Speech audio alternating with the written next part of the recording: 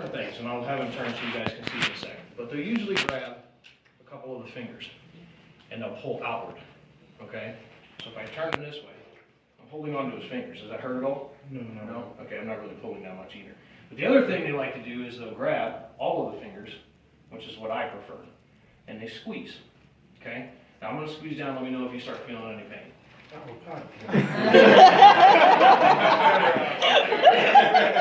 Okay, so go ahead and spread your feet for me just a little bit, all right? So he's a little bit taller than I am, and I can tell that he's, you know, he's in shape, he's a little strong.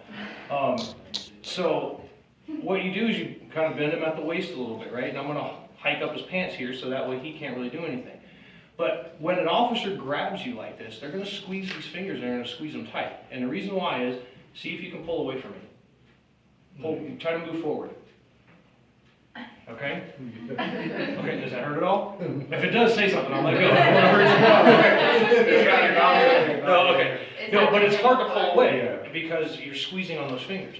Now, the other thing that you'll see, and I'll use you again, but usually if you're gonna pat down a suspect, you'll either have their hands behind their heads, whatever, you're gonna be squeezing those fingers tight because if they start to pull away, you can wrench down on them.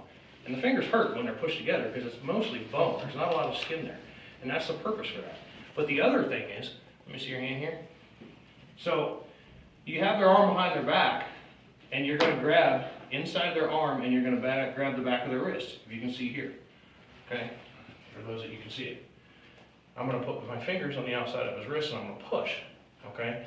And the reason for that is because the wrist only bends so far, all right?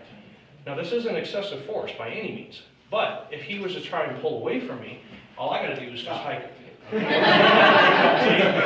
doesn't take much, okay? I'm sorry, I'm not trying to wrong. It doesn't take much because that elbow is gonna start feeling the stress of it. So you wrench up on that arm a little bit, and they're gonna stop for the most part. I mean, he could try to move forward, and I just move forward with him, okay, and keep pushing his arm up.